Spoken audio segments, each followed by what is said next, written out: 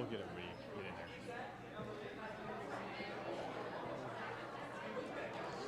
I have a teacher first, so we'll make it work. And the pictures, I got it.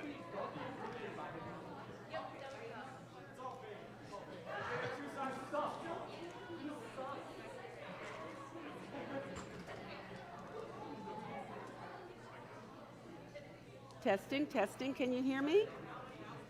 Is it on yet? You hear the mic for the wireless on? Yep, it's on ready. Testing.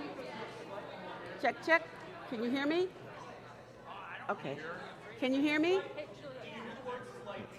Yes. No, I know you can. I just want to make sure they can hear me up there. So, all right. All right, we will begin then.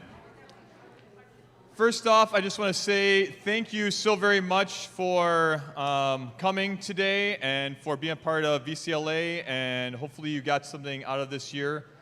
We have our finally accumulating activity, another wonderful guest speaker, Dr. Joan Prince, is going to share her story with us, and she's up here. Yeah, so with that, I'm just going to give it to Leah. She's going to kind of introduce our speaker, which I kind of did a little bit, but give you a little more background, and we'll go from there. All right? All right, so I'm just going to read a little bit about our speaker today. So she is a well-known global advocate and expert on issues of equity and equality with a major emphasis on the lives of women and girls. On September 12, 2012, Dr. Joan Prince was nominated by President Barack Obama to the 67th General Assembly of the United Nations with the honorary rank of ambassador. This position also maintains an appointment as a senator advisor to the State Department and public delegate.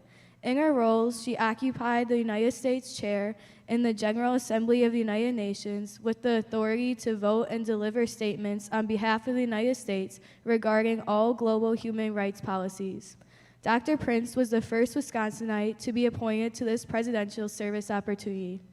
In her professional career, she served as a vice chancellor at the University of Wisconsin-Milwaukee, appointed in 2000. She was the chief administrator for the divisions of global inclusion and engagement and partnerships and innovation, with additional responsibilities as the chief inclusion officer. Her discipline focus is that of a professor in the medical laboratory sciences with a specialty in hematology. She was the first African American recipient of a bachelor's degree in medical technology and master's in clinical laboratory sciences from UWM. She also holds a doctorate degree in urban education with a specialty in medical science education from UWM. A native of Milwaukee, Wisconsin, Prince grew up in the 53206 zip code area. She is a proud alum of Wisconsin Lutheran High School, where she was inducted into the 2003 Hall of Fame honorees. She is also a lifetime member of the St. Philip's Lutheran Church on Milwaukee's North Side. And if you would please welcome Dr. Joan Prince.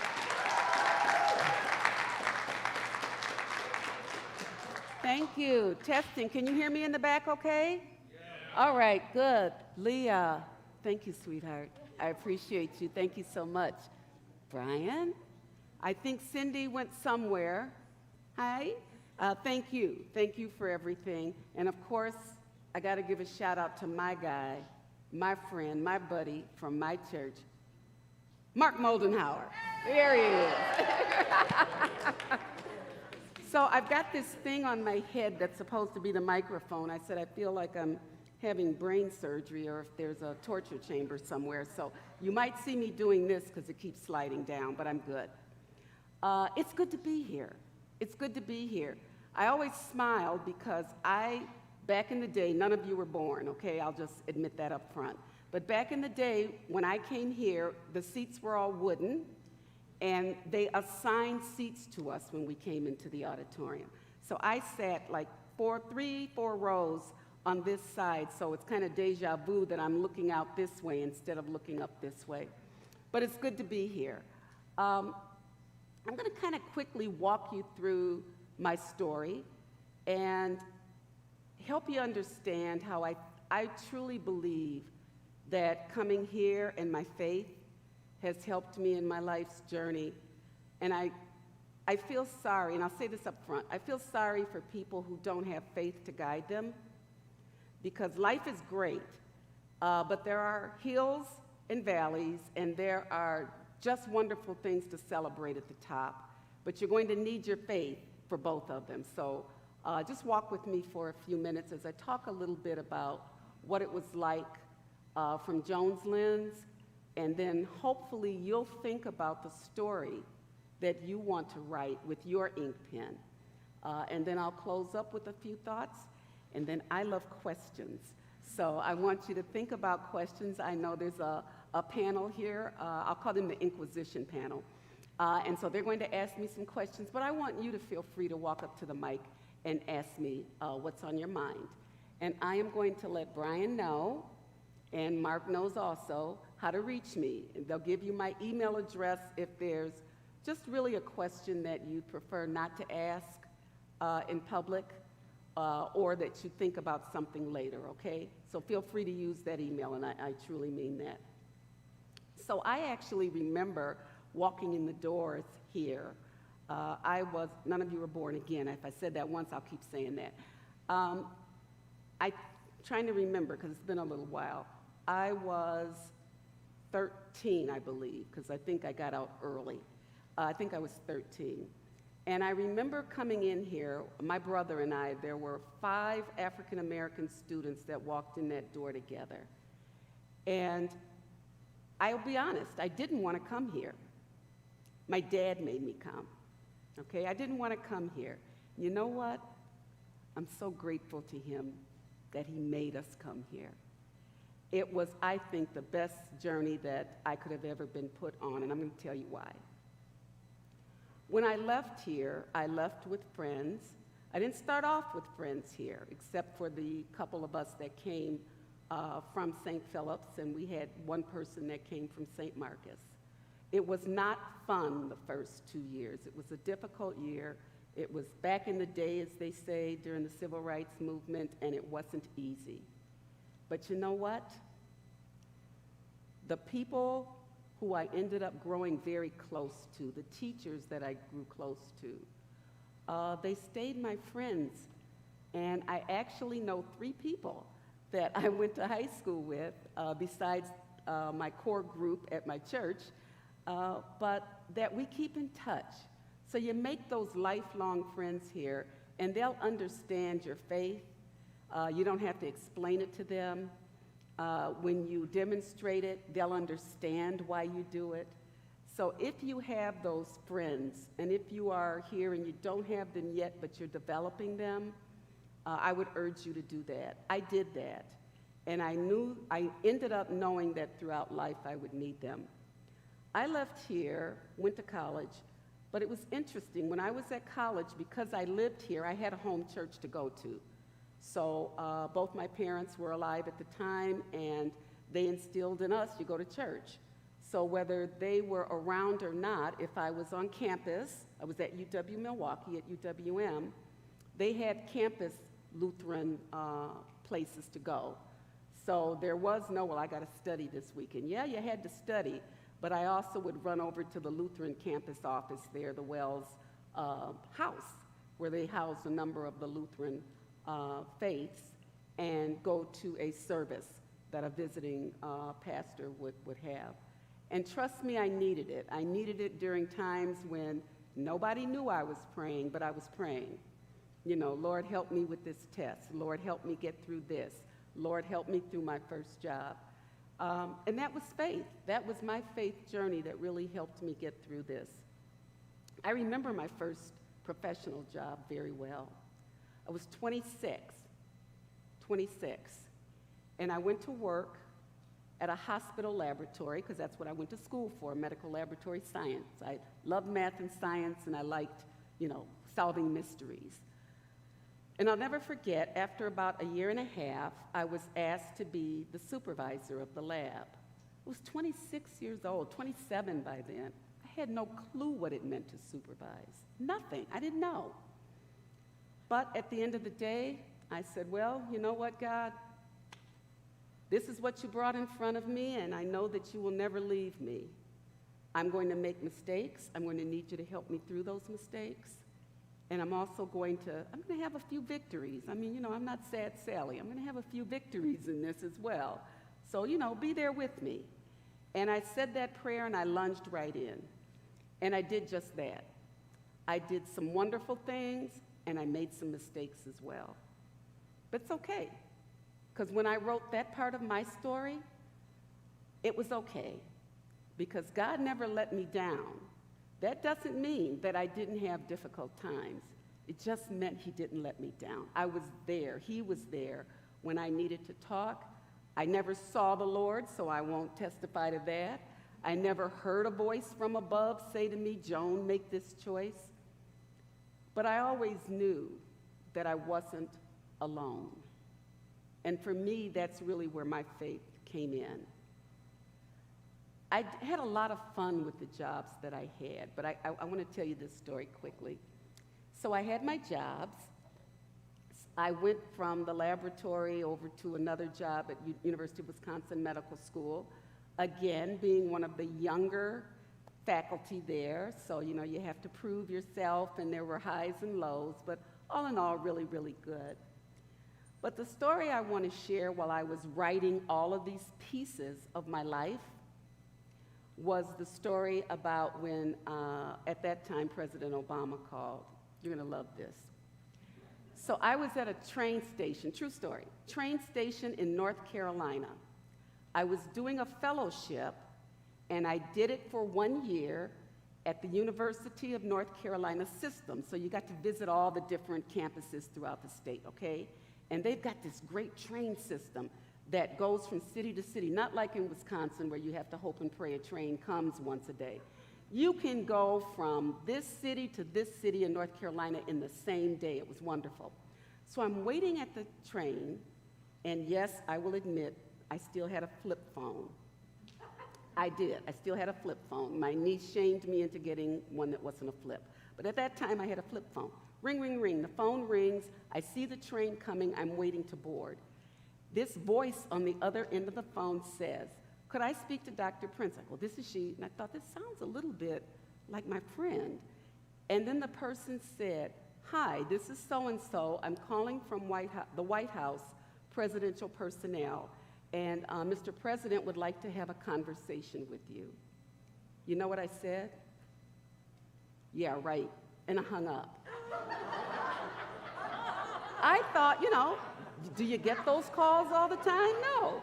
Why would he call me? I don't know the guy.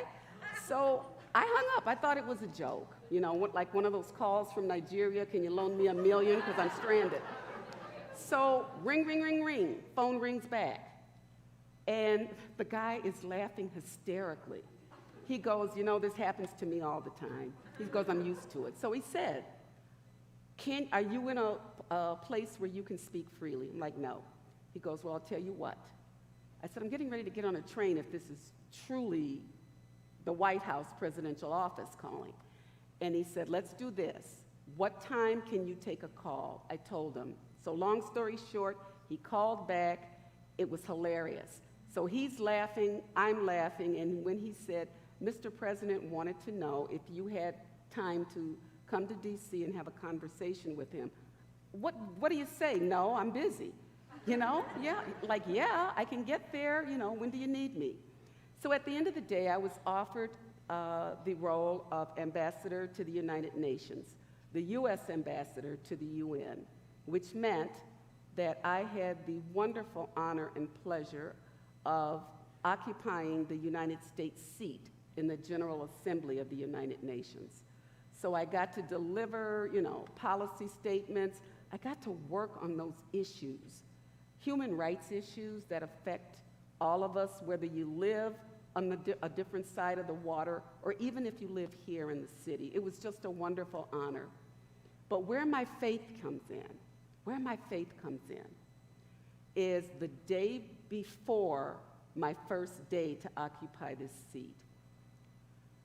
I am a person who I don't get terrified, I don't get scared. The only thing I'm really terrified of is swimming, so I can't swim. So if you see me drowning, please come help me. Can't swim, don't want to swim, don't want to learn, just, give me a life raft and pray for me. So that's the only thing I'm really afraid of in life. And that night before, I thought, what if I get up here and embarrass my family? That's all I could think of. I'm going to embarrass my family. I said a prayer. And I just asked for strength. I said, just give me strength not to make a fool out of myself and not to embarrass my family. That's all I wanted at that point. God was with me. It was not an easy assignment because everyone doesn't love the United States, even though everyone does want to be here because they told me so. But it was a wonderful assignment because I got to spread the faith. I got to hear what was going on in different nations and compare it to ours and think about how my faith would direct me to vote. It's those kinds of things, those kinds of opportunities that you will have in life. You will have your own story. You won't have mine, and you shouldn't have mine. You should write your own. Always write your own story. Don't copy other people. Don't be jealous. Don't be envious. Always be supportive. That's what my faith taught me. So let me wrap this up and talk a little bit about, and fast forward you to this time last year. I came out of the role at the United Nations. Thank you, UWM. They held my job, which they have to. So if you get a presidential appointment and you really like the job you have, they can't fire you. They got to hold it open for 4 years. So that's just a little hint. So this time last year, well, a little earlier, January of last year, Joan was very happy, just kind of bumping along and enjoying life. And I get a call from my doctor. And my doctor tells me that they saw something on my x-ray. And I'm like, well, what does that mean? What did you see? Since you're calling me, it's probably not something good that you saw, right? So long story short, I got diagnosed with breast cancer last January. It was the end of January last year. And you know what I did? And this is just how Joan reacted because of the faith that I have. I have yet to cry or get angry about that diagnosis. This is what I said to the doctor the moment she told me what my diagnosis was. I said, oh, okay, Lord, I'm a busy woman. I have no control over this. You are in control, so help me figure out how I'm going to handle this. And that's what I did. It was the beginning of COVID. They shut down everything in the hospitals. I was the last person to have surgery at Frederick. I went through chemo and radiation by myself because family was not allowed in at that time. And you know what? God heard my prayer. As of, I finished all my treatments the end of September. I just got an all clear 2 weeks ago. And God heard me, right? God heard me. So I'll say this to you before I open it up to questions from the Inquisition panel. I'll say this to you. Write your own story and be very diligent about the story that you write. Don't be envious of someone else's story because you have the right to build your own. There are going to be such highs in your story, things to celebrate, things to be so proud of. Some of you will be parents. Some of you will be CEOs. Some of you will be teachers, hint, hint. Some of you will be able to fulfill every dream you had. And then there will be the times when life ain't so good. Things that will hurt your heart, things that will try to crush your soul. You will lose people that you love. Things will hurt. But if you keep steadfast and remember what you've learned here as you go out in that world, the leader that you are now will only grow to be a better leader that will carry you through life, carry you through the story that you are writing, And remember, there are others watching your story. You will influence others as you write your own. So if nothing else, remember this. If you talk to God, God's there. You don't always get a yes answer. Sometimes the answer is no. But whatever the answer is, remember what's in your control and what isn't. And what is not in your control, God will control for you. So I just want to say congratulations for being those Vikings Christian leaders. I think we're in pretty good shape as I look around this room, that you represent the best of the best. Remember that people are watching you every day you're here, so your behavior should always represent that. But as you leave out of here, you will never leave Wisco. You will never leave Wisco in your heart and your mind, and you better not ever leave God and God's promise. Because if I'm still alive, I'll find you. I'll find you. But thank you. I don't want to talk because I want questions. But thank you for listening, and let's get into some questions. I want to hear from you. That's awesome.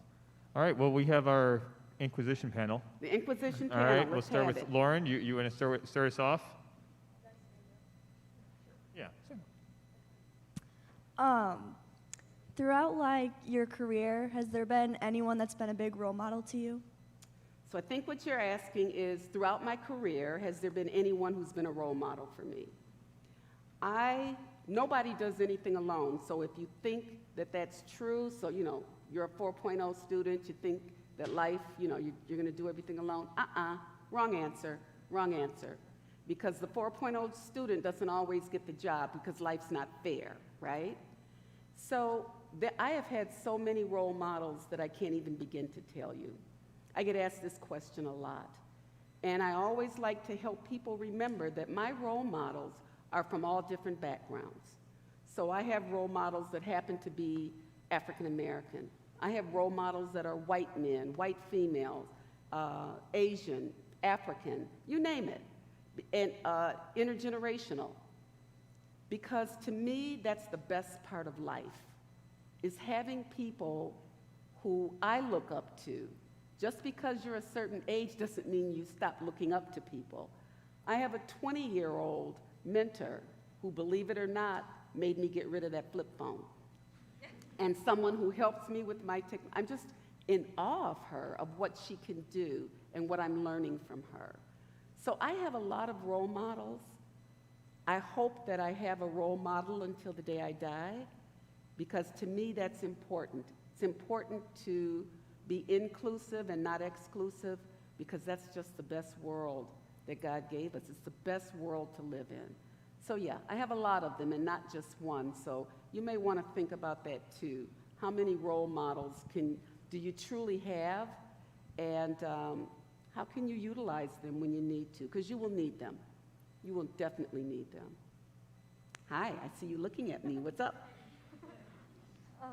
Can you give us some specific examples of how going to Wisco has impacted your career and jobs? Say it again, please, because the feedback is a little hard to Can hear. you give some specific examples of how being at Wisco has impacted your jobs and career? So the question I think I heard was, can I give examples, specific examples, how coming from Wisco has impacted my jobs, the jobs that I've gotten? So I will tell you, I had my first job, well, I won't say the very first non-professional job, because I hadn't gotten to Wisco yet. I was a playground assistant, and I was good. I was like 13. It was a great job. But I remember the first job that I went after as a teenager. It was a discount store. You will never have heard of it. Okay, no, I think I'm the oldest person here. It was called Treasure Island. We used to nickname it Trash Island. But think of a really low-class Target. But yeah, it really was. But I'll never forget going there and filling out the application. And the guy looks up at me and says, "Where is this high school?" And I told him where it was. He said, "Oh, okay, I'll hire you." And I just kind of looked at him like, okay. And then once I got on the job, I got to know him. And he said to me, well, if you went to one of those parochial, what they call them, high schools, he said, then you've got to be good. I was like, okay, thank you. Thought if you want to think that, I'm with you on that one. I think I know that the opportunities, the training that I got here, the high-level coursework really prepared me. When I got to university, I got to the university early. I was 16 when I started at UWM. I was actually a little amazed that some of the study habits that I learned here, a lot of my colleagues didn't have them. I was amazed at some of the things I had been asked to read here, and trust me, I couldn't stand Shakespeare. Was not my thing. Now I get it, but I didn't get it when I was a teenager.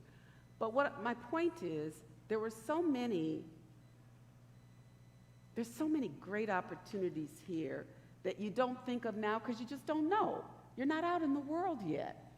Trust me, grab every opportunity here. It is going to put you 4 steps ahead of anyone else who hasn't been immersed in these opportunities. So everything that Wisconsin Lutheran offered me, I maximized into every job that I had. So I know it's hard to hear someone older say, oh, you know, appreciate what you've got now, because you don't realize it yet. And I understand that, I get that. But trust me, it is really going to help you. It's really going to help you. So take advantage of it and make friends with the faculty here. You're going to need them. I'm serious, you're going to need them. You're going to need references from them to even get into college, if you're going to go to college, but you're also going to need them throughout your life. So thank you, Wisconsin Lutheran. Thank you for that. Okay, talk to me. We talked earlier, so talk to me. So you mentioned before about having influence on others through the way we act and our faith that we have. So my question is, do you have any specific stories or examples about how your faith has influenced others throughout your many careers? That's a really good question.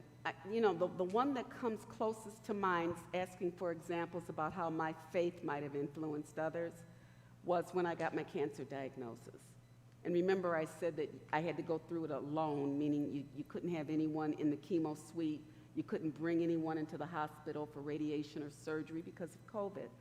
So the only people that I had to talk to were other cancer patients, that were either in the chemo suites that day or in radiation that day. And I ended up really becoming buddies with this 23-year-old young man. And he asked me, you know, we talked all the time, we still talk, but we talked about, he just was so down and depressed. And my heart just went out to him. So I talked about how I reacted.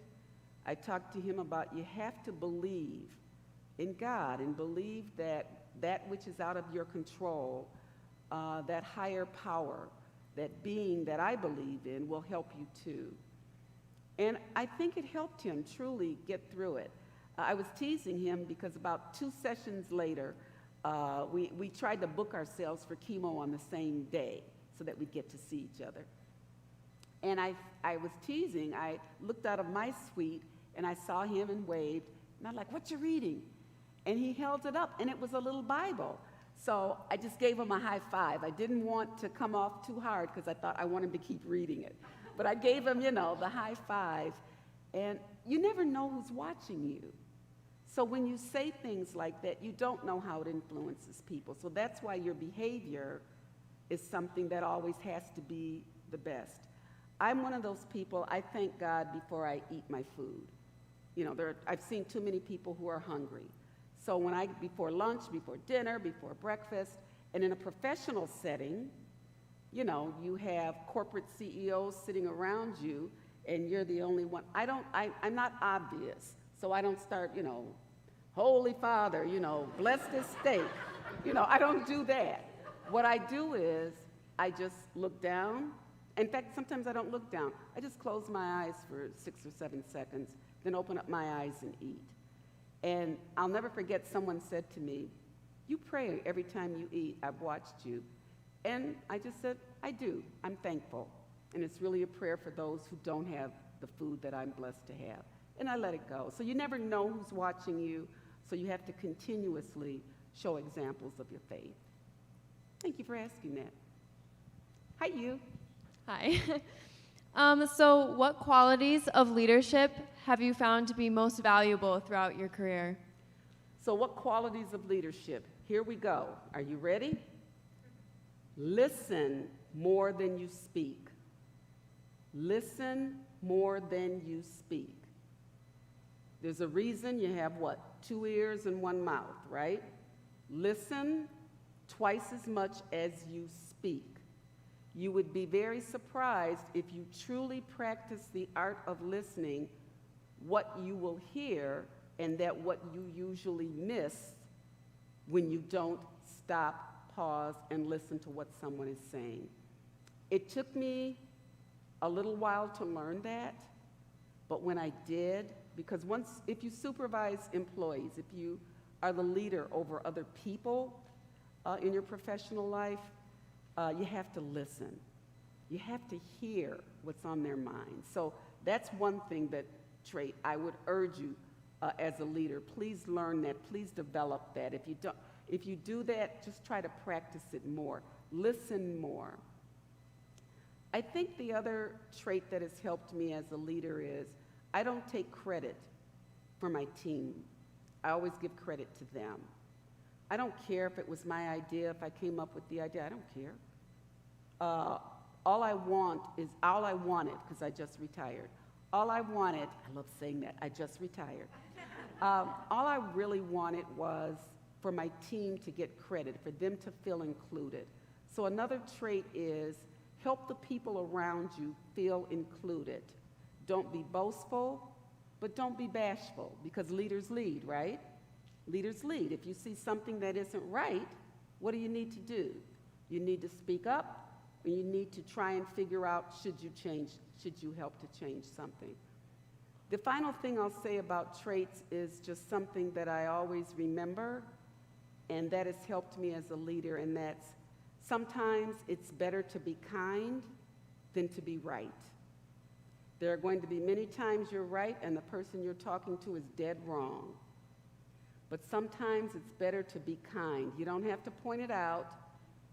You may have to just smile. I call it S&N, smile and nod, and walk away. And that's a trait that has really helped me a lot as a leader. Don't always have to be right. Sometimes it's just better to be kind. Hi, you on the end. Hi. What's up? So you obviously had a lot of accomplishments throughout your life, but what was your most memorable or your favorite accomplishment that you've had? What was my most memorable accomplishment? Wow. I don't know that I have one that's most memorable that I am most thrilled about, because I hope I haven't experienced it yet. I hope that there's still more in life for me. I would say occupying the U.S.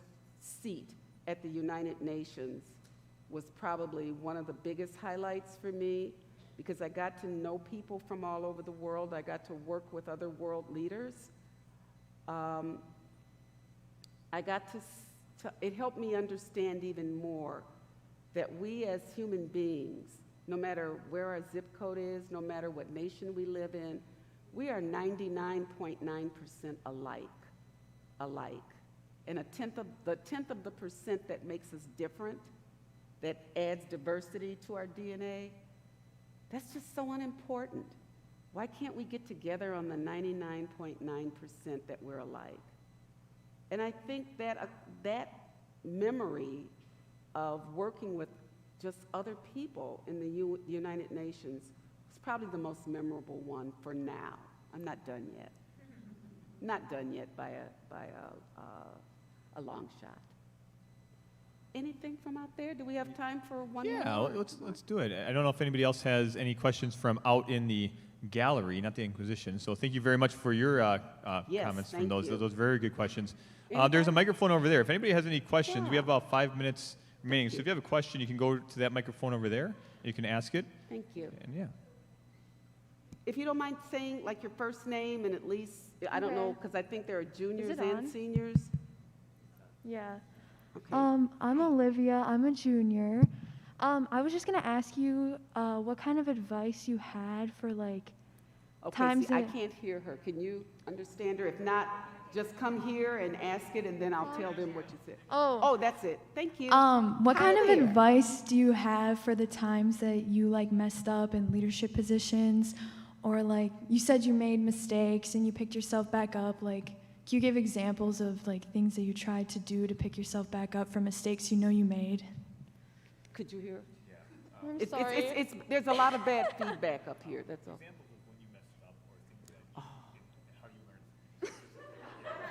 You want to know when I screwed up, right? And how I learned from that. Well, let's be honest. I think that's a great question. Is that what you wanted? You got it, hon. So, trust me, you are going to screw up on a lot of things in life because that's how we learn, right? That's how we learn. The idea is not to screw up in such a way that it can't be repaired. That's the bottom line for me. I am the person, I know, this whole swimming thing, I got to get over it, but I'm the person who will jump off a cliff. I love a difficult problem put in front of me because I love to tackle it. I'm not shy or afraid that way. But I have made mistakes. Remember I said that I was a 26-year-old supervisor of my first professional job? But I didn't tell you how many people I supervised. 730 some. This 26-year-old young woman, there was one other African American in this entire employee pool, and she washed dishes in the kitchen. Back then, they didn't have disposable test tubes and stuff. You had to wash the glass by hand.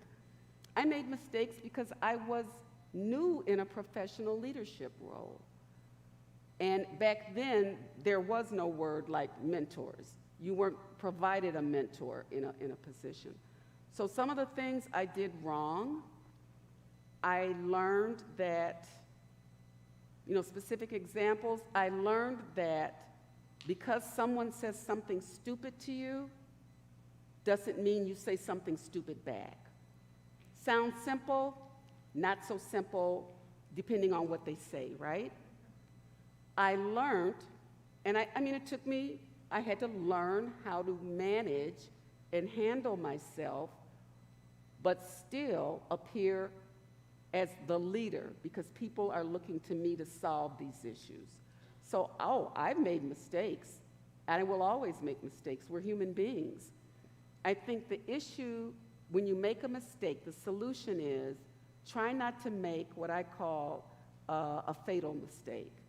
Okay, we don't kill people, right? We may be angry enough, but we don't do that, right?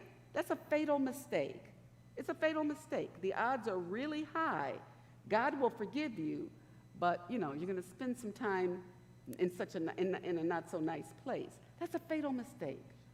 But if I give the wrong answer to someone, if I get angry with the wrong person, those are things that my faith tells me I can fix. I love to apologize if I'm wrong. I have no issue with that. If you do, you may want to learn how to apologize. I have seen times where I said, I didn't realize I came across that way to you. I am so sorry. I'm so sorry. I didn't mean to hurt your feelings. And you know what? That took care of the whole situation. The old Joan would have probably said, well, you got to get a tough skin. It's a tough world out there. That's not how you respond to people, right? God wouldn't let me respond that way. So you will make mistakes. It's okay. That's learning. Just don't make fatal ones. So think, what did I just say? Listen before you speak, and take a moment to pause and think before you do. That will help you a lot. Anyone else? I have time for one more. If anybody else has one more question out there. Oh, now come on, rush up to the microphone. There we go. There we go. Yeah, here we go. Yeah. There you go. All right. So, no pressure, Nolan. This is last one. Come of on the evening. over. I like you guys. I do. I wish we had more time together. Who knows? Maybe one day we will. Hi. Hi. Oh, this is loud. Yes, so what was a time that you were really happy that somebody told you were wrong about? Like something that you just thought about for a long time and you believed, but then somebody finally told you were wrong and you were satisfied with that? You too. Sorry, but the chemo has hurt a little bit of my hearing, so it's a little hard sometimes.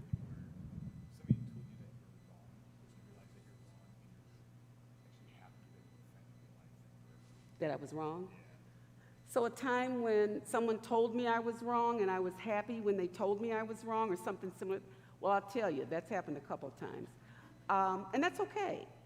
So I had a big project at work. I mean, it was a huge project. It was a very large amount of money in this budget, and I had control of this budget and control of the project. I'll just be really open and honest. When I was the laboratory supervisor, lab machines, those big analytical suckers, cost a lot of money. And I was young. I don't even remember what decade it was in, but I had a budget back then which was humongous. It was a $10.5 million budget. Today, that's almost like having, $500 million budget. It was a huge budget for a very young person to have control over. And I made a decision to purchase a piece of instrumentation that I found out, listen more than you speak, that I found out was the wrong instrument to purchase. Yeah. And I would have known if I had asked the chemistry supervisor. I was tired, it was late, that individual was not a very nice person, I was not in the mood to be bothered, so guess what Joan did? Bought it anyway and bought the wrong one. So he came to me a couple weeks later after he saw the purchase order and told me that I purchased the wrong instrument and that he wished I had consulted with him before I purchased it. Now, I could have done this, I could have responded in a non-Christian way, right?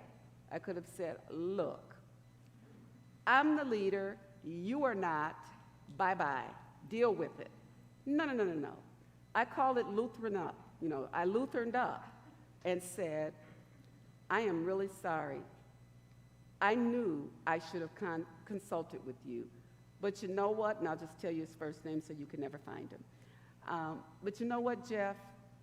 Your attitude makes me and others not even want to have a conversation with you. But you are absolutely right. I did this incorrectly. I am very sorry. And let's see what I can do to undo this, and then you and I can have a conversation about the right piece of instrumentation to bring on board. I'm so glad that I was wrong, that he told me I was wrong, because you know what? The new instrument cost half the price. So what the heck, right? Yeah, it's good. Awesome. Joan, thank you so much. My pleasure. Oh, can we just give her a round of applause? Thank you so much for everything. Thank you. This is really great for you to take this time to a lot of good stuff. We do have our leadership team that would like to present you with a little thank you, if that's okay. Yeah, come over here. Well, we are. And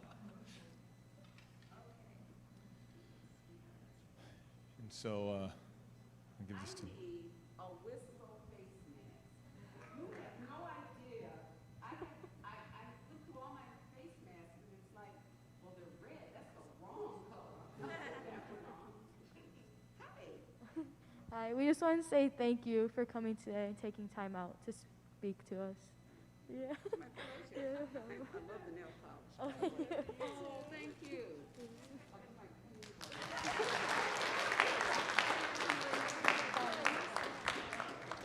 All right. Well, we are a little bit over our time, but I think it was well worth listening to Dr. Prince and Joan, and I just can't say thank you enough for coming here and just sharing your faith and your leadership. And I think everybody probably, I know I did, I'll just speak for myself, got something really out of it. So thank you so much. With that, you know what we're going to do?